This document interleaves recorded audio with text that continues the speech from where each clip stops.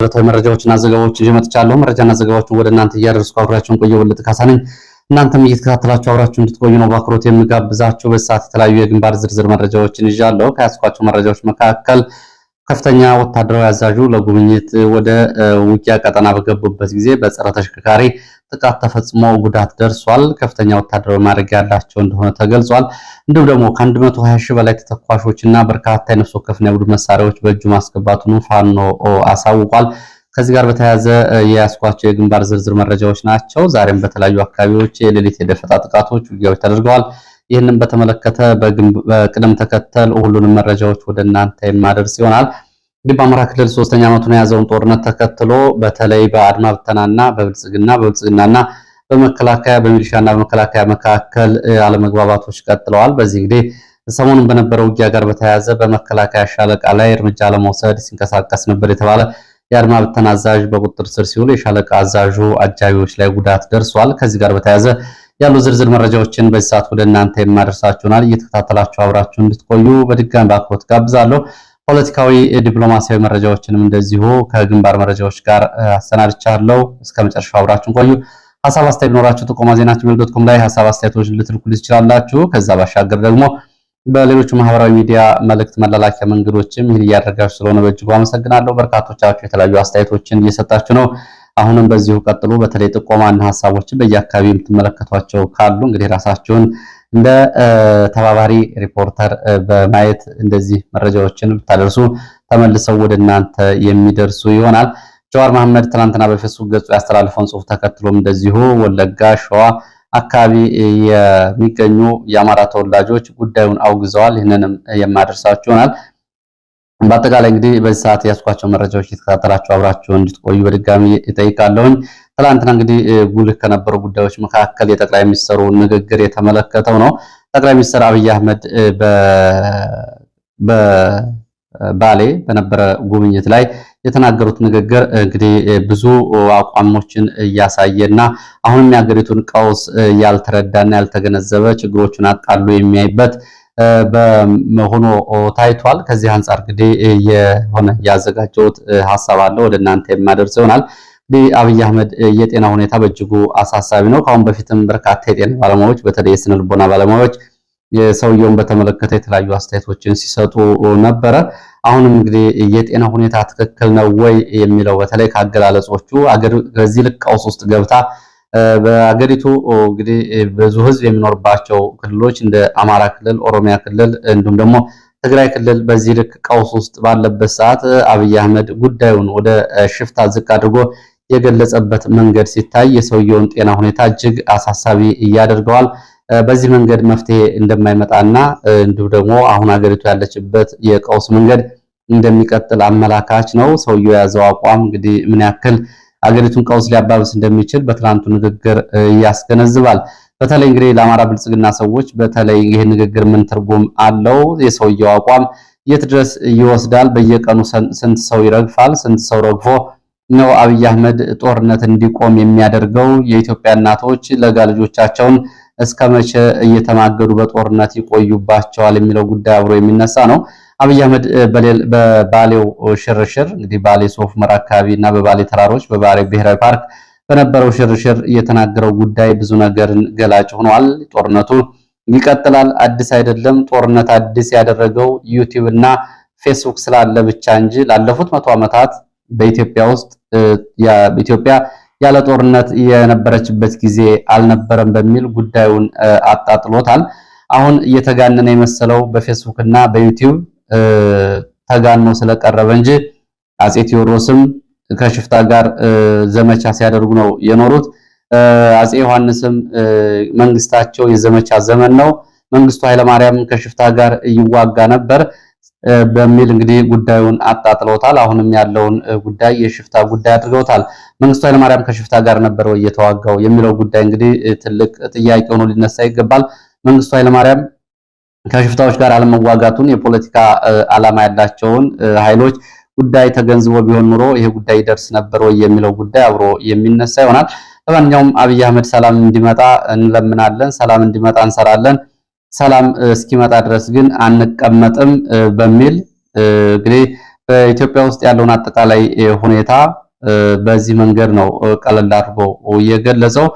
በዚህ እንግዲህ የፖለቲካና የፍትህ ጥያቄ የእኩልነት ተጋድሎዎችን የሚያደርጉ የነጻነት ታጋዮችን ሙሉ በሙሉ እውቅና የነፈገበትና ትግሉንም አጠቃላይ የሽፍታና ተራ የሽፍታ እንቅስቃሴ አድርጎ ከ100 ዓመታት በኋላ አሁን ካለንበት ዘመን 100 ዓመታት በኋላ ወደ ኋላ ሄዶ ጉዳዩን ለማነጻጸር የሞከረበት መንገድ በቀላሉ የሚታይ አይደለም። በነገራችን ላይ የአንድ ሀገር መሪ ያውም ደግሞ በቀውስ ውስጥ የምትገኝ ሀገር መሪ ስለሆነ ይሄ ንግግር በቀላሉ የሚታይ ስላልሆነ ነው። ይሄንን አድማጭ ተመልካቾችም ጉዳዩ እንዴት እንደተመለከታችሁት ሐሳብ አስተያየት ልታስቀምጡ ትችላላችሁ። አብይ አህመድ እንግዲህ የሽፍታ ጉዳይ ያደረገው ጦርነት በሚሊዮን የሚቆጠሩ ዜጎች ህይወትን ያጎሳቆለ ጦርነት ነው።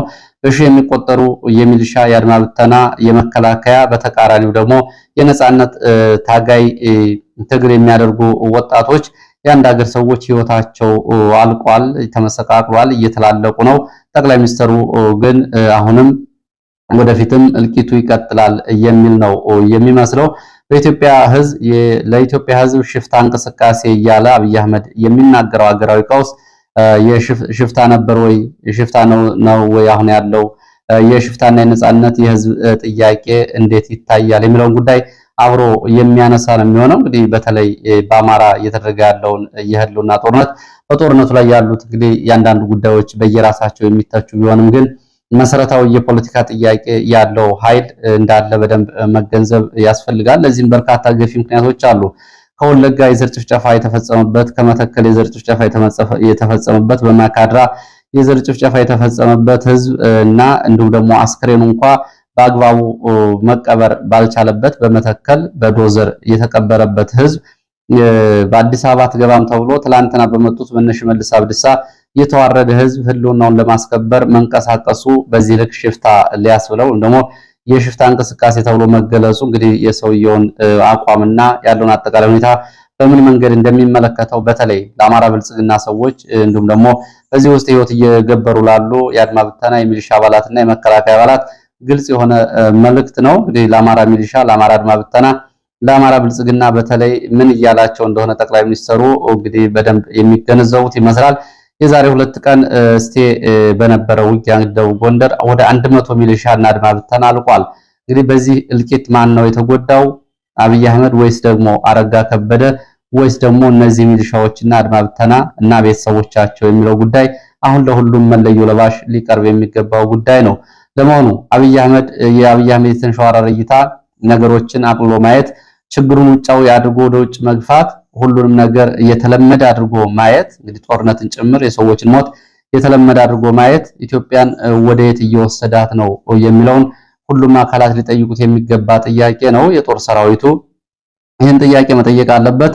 መንግስቱ ኃይለማርያም 500,000 ሰራዊት አስጨርሶ ቀሪውን ሰራዊት በትኖ መከላከያው ክብሩ ተዋርዶ በአዲስ አበባ ጎዳናዎችና በትልልቅ የሀገሪቱ አካባቢዎች ጭቃ እያወካ መለዮውን አንጥፎ እየለመነ መንግስቱ ኃይለማርያም ግን አገር ጥሎ ነው የሄደው። በዛ ወቅት እንግዲህ መከላከያ ጀነራሎች ጉዳዩ በድርድር ወይም ደግሞ በውይይት ይፈታ ያሉትን እና መንግስቱ ኃይለማርያም አቋሙ ትክክል አይደለም ያሉትን መፈንቅለ መንግስት አድርገዋል በሚል እነሱን ከመጨፍጨፍ በዚህ መንገድ ከመሄድ አላቆሙም።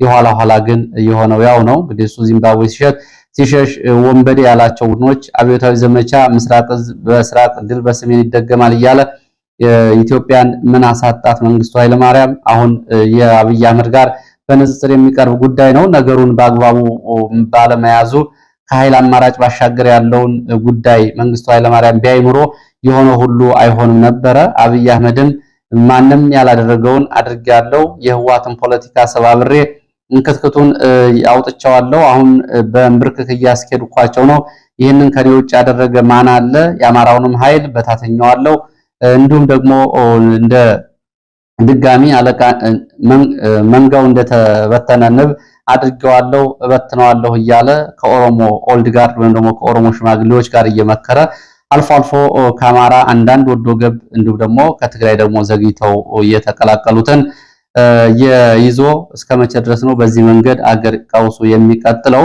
እንግዲህ ድሮን እያመረትኩ ነው፣ ሚሳኤል እየታጠቅኩ ነው፣ 4 ክላሽ የሚያወዛውዙ ሽፍታዎች እያለ አማራውን እርስ በርሱ ኦሮሞንም እርስ በርሱ እንዲሁም ደግሞ ትግሬውንም እርስ በርሱ ጫፍ ላይ የደረሰው ዝግጅት ግምት ውስጥ ገብቶ እንዲያልቅ እያደረገ የት ድረስ ይሄዳል? ቀውሱ የት ድረስ ነው የሚቆመው?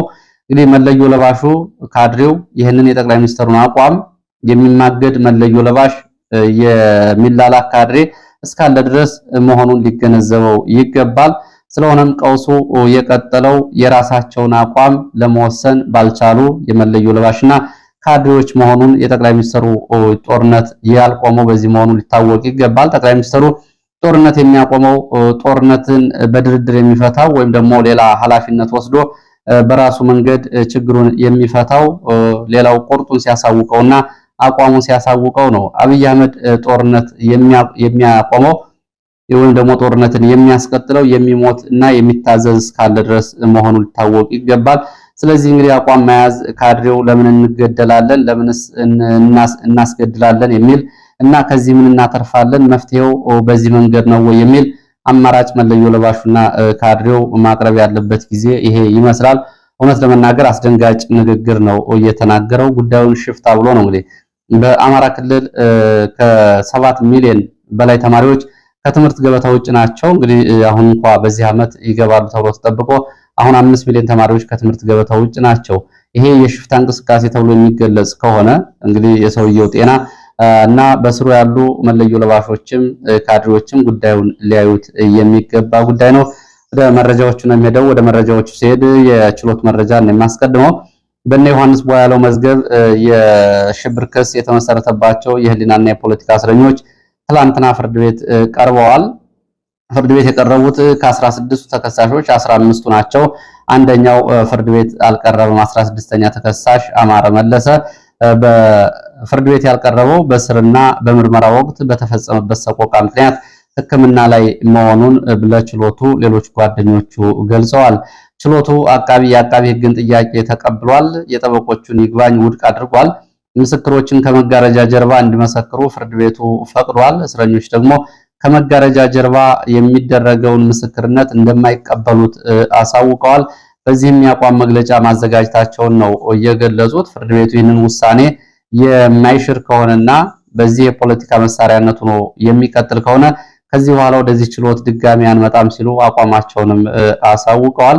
እንግዲህ ባለ 11 ነጥብ አቋም መግለጫ ባወጡበት ተጠርጣሪዎቹ ጠበቆቹም ሰበር ሰሚ ችሎት ድረስ ከከፍተኛ ፍርድ ቤት እስከ ጠቅላይ ፍርድ ቤት ሰበር ሰሚ ችሎት ድረስ በመሄድ ይግባኝ የጠየቁበት ምስክሮች ከመጋረጃ ጀርባ ሊመሰክሩ አይገባም የሚለውን ጉዳይ በተመለከተ አሁንም በፖለቲካ ጣልቃ ገብነት ሰበር ሰሚ ችሎቱ ጭምርና ጠቅላይ ፍርድ ቤቱ ውድቅ አድርጎብናል ማለታቸውም እንደዚሁ ተሰምቷል። ይህም እንዳሳዘናቸው ነው የገለጹት።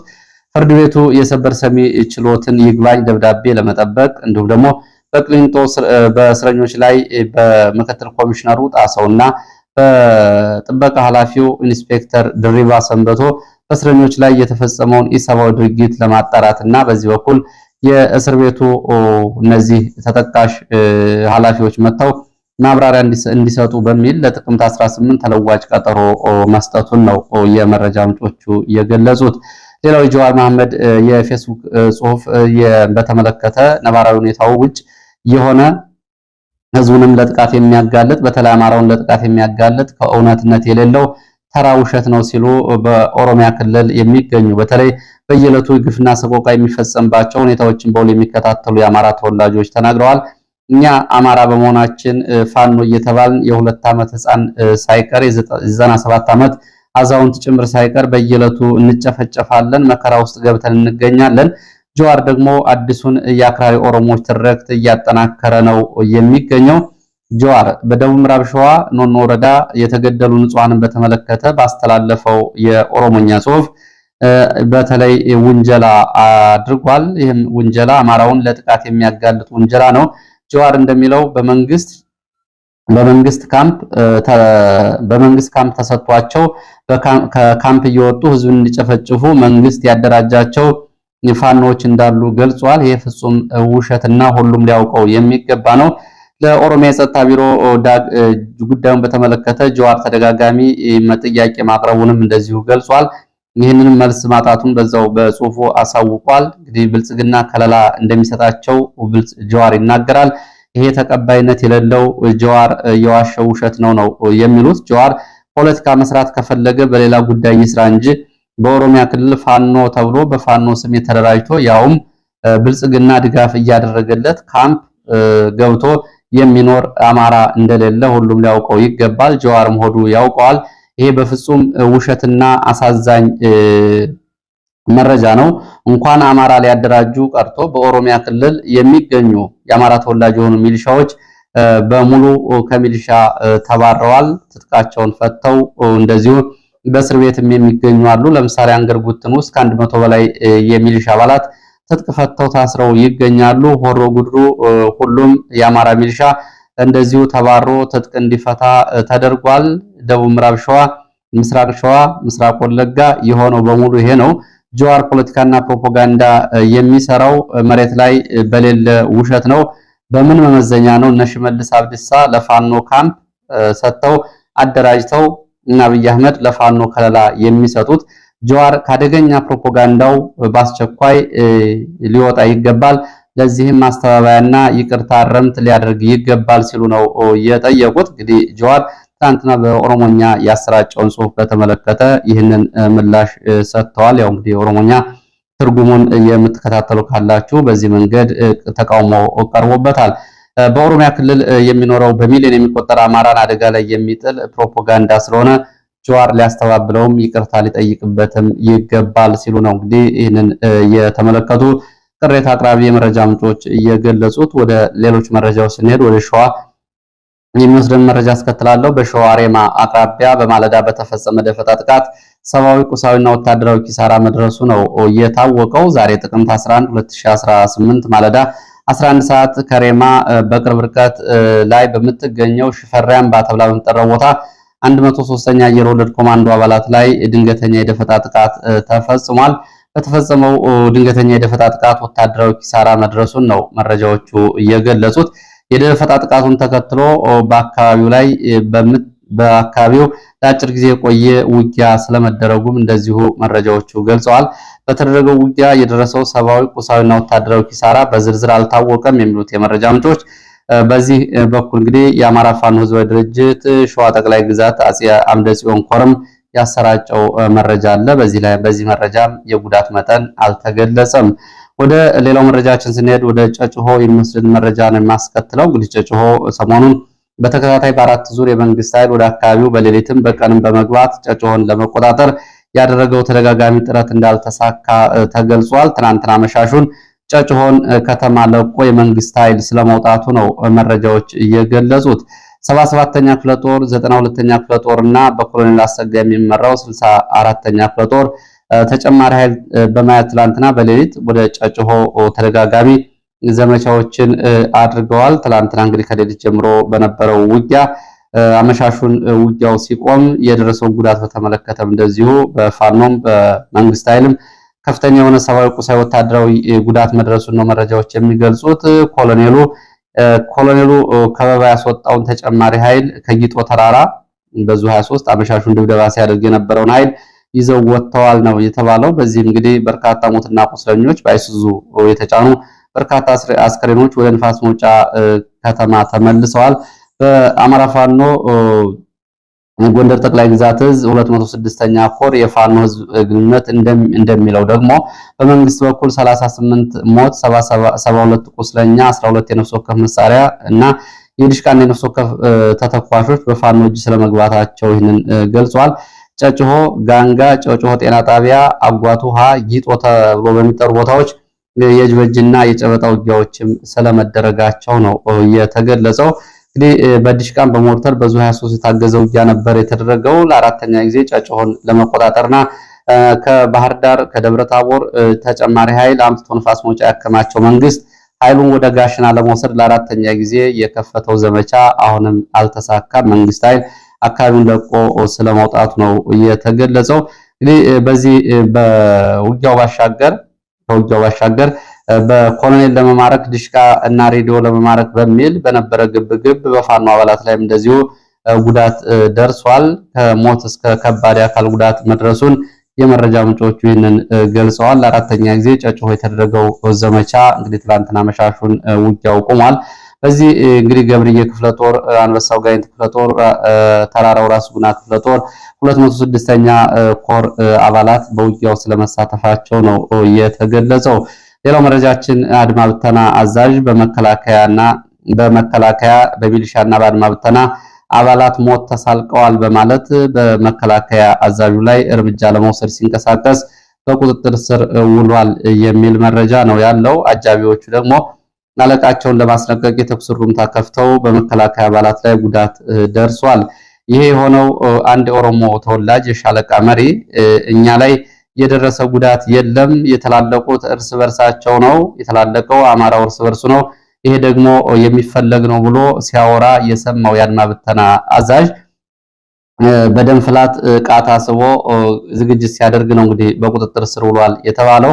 የአድማ ብተና አጃቢዎቹ በሻለቃ አጃቢዎች ላይ እንደዚህ ተኩስ ከፍተው ጉዳት አድርሰዋል። ጉዳዩ ወደ ውጭ እንዳይወጣ በሁለቱ ኃይል በአድማ ብተናና በመከላከያ መካከል ችግር እንዳይፈጠር ተብሎ ጉዳዩ በሚስጥር ተይዟል ያሉት የመረጃ ምንጮች፣ ይሄ የተፈጸመው ደቡብ ጎንደር ስማዳ ወረዳ ጸዶዬ ተብሎ በሚጠራ ቦታ ሲሆን የአድማ ብተና አዛዡና የመከላከያ ሻለቃ አዛዡ ወደ ደብረ ታቦር ተወስደዋል ተብሏል።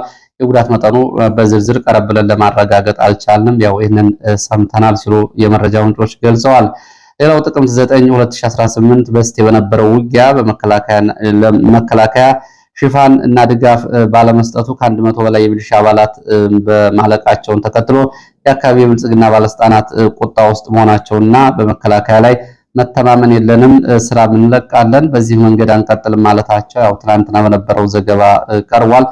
ሌላው የፋኖ አባሏ እንግዲህ ባለፈው በፍኖተ ሰላም ቀጠና ከተገደለች በኋላ ጡቷ ተቆርጦ በአሰቃቂ ሁኔታ ተገድላለች የተባለችው ፋኖ በተመለከተ በቤተሰቦቿ ላይ አዲስ መረጃ ወጥቷል። ቤተሰቦቿ በመንግስት የጸጥታ ኃይሎች ወደ ከተማ መወሰዳቸውን የአማራ ፋኖ ብሔራዊ ኃይል ቴዎድሮስ ዕዝ 5ኛ ክፍለ ጦር ህዝብ ግንኙነት አሳውቋል። የፋኖ አባሏ ዓለም ላይ ዋሴ ቤተሰቦቿ የተወሰዱት ዛሬ ሌሊት ወደ አርቢሴ መንፈሳዊ ተብሎ በሚጠራ በሚኖርበት ቀበሌ በመጡ የጸጥታ ኃይሎች መሆኑ ነው የተገለጸው። ልጃቸው አስክሬን በጭካኔ የተፈጸመውን አረመኔያዊ ድርጊት እንዲያስተባብሉ በሚል ነው የመንግስት ወታደሮች የወሰዷቸው ሲል ነው የክፍለ ጦር ህዝብ ግንኙነት የገለጸው። ለመንግስት ሚዲያዎች ጉዳዩ ሐሰት ነው የሚል ፕሮፓጋንዳ በቤተሰቦቹ በኩል እንዲሰራ ይሄን ተደርጓል ሲሉ ነው የገለጹት። ከዚህ ጋር በተያያዘ ከደሴ የሚደርስ መረጃ አለ። ደሴ በዚህ ጉዳይ ላይ እንግዲህ የፋኖ ሴት አባላት ጡት ተቆርጧል በሚለው ጉዳይ ላይ ስብሰባ ተደርጎ አቅጣጫ ስለመሰጠቱም እንደዚሁ ተገልጿል። በዚህ ጉዳይ ላይ በደሴ ከተማ ጀነራል ዘውዱ ሰጣርጌ በመሩ ስብሰባ በመከላከያ አባላት ጡት ተቆርጧል የተባለውን ጉዳይ በተመለከተ የፋኖ አባላት ለሰራዊቱ የፋኖ አባላት የአሰራጩትን መረጃ በተመለከተ ለሰራዊቱ አባላት ይህንን ንገሩ ነው የሚሉት። ለፋኖ አንድ የመከላከያ የአድማ ብተና የሚሊሻ አባል እጅ ቢሰጥ የሚጠብቀው ይሄ ነው፣ ይሄ በቀል ይጠብቀዋል። ስለዚህ መከላከያው እጅ እንዳይሰጥና ጠንክሮ እንዲዋጋ ንገሩት። ሚሊሻና አድማ ብተናም እንደዚሁ ይሄ መመሪያ በሰነድ ሊደርሰው ይገባል፣ እንዲወያይበት መደረግ አለበት የሚል ትዕዛዝ ተሰጥቷል ነው የተባለው። እንግዲህ ይህንን በመገንዘብ ይላሉ የመረጃ ምንጮቹ ደሴ ሉሲ ሆቴል፣ ታይም ሆቴል እና እንደዚሁም ደግሞ ጤጣ ወታደራዊ ካምፕ ተደጋጋሚ በዚህ ጉዳይ ጥቅምት 5 ጥቅምት 6 ስብሰባዎች ተደርገው ነበር የሚሉት የመረጃ ምንጮች። በዚህ በኩል እንግዲህ ፋኖ ይህንን አሻጥር ለማክሸፍ እንዲሁም ደግሞ ይህንን እቅድ ለማክሸፍ ለምርኮኞች የሚያደርገውን እንክብካቤ እንደዚሁ ማሳደግ አለበት። ዓለም አቀፍ የምርኮኞችን አያያዝ መጠበቅና ይህንን ሴራ ማክሸፍ አለበት። ባለፈው ለቀይ መስቀል ፋኖ ምርኮኞችን ካስረከበ በኋላ በብልጽግና በኩል የሚያዝ የሚጨበጥ ጠፍቶ የብልጽግና ወታደራዊና የፖለቲካ አመራር ችግር ውስጥ ነው ያለው። ሰራዊቱ በሙሉ ለፋኖ እጅ ከሰጠ በኋላ በቀይ መስቀል በኩል ወደ ቤተሰቦቻችን እንመለሳለን፣ እረፍት እናገኛለን፣ እንገላገላለን በሚል ላይዋጋ ይችላል። ስለዚህ ይህንን ንገሩት በሚል መመሪያ መሰጠቱን የመረጃ ምንጮቹ ገልጸዋል። ሌላው በአማራ ፋኖ ብሔራዊ ኃይል ምስራቅ ቀጠና ምኒልክ ዕዝ ከመስከረም 14 እስከ መስከረም መጨረሻ ጥቅምት 1 ድረስ በነበረው ውጊያ 18 ቀናት ውጊያ በሰሜን ወሎ፣ በደቡብ ወሎ፣ በምዕራብ ወሎ ቀጠናዎች በነበረው ውጊያ በተለይ ይሄ ዘመቻ አደማሌ ተብሎ መሰየሙ ይታወቃል። ዘመቻ አደማሊ አባናደው በተመለከተ በዲፕሎማሲ ከፍተኛ ድል ተቀዳጅተንበታል ብሏል ፋኖ። በዓለም አቀፍ ሰብአዊ ሕግም እንደዚሁ ምርኮኞችን በመያዝ በዚህ በኩልም ዓለም ያወቀውን ተግባር ፈጽመናል።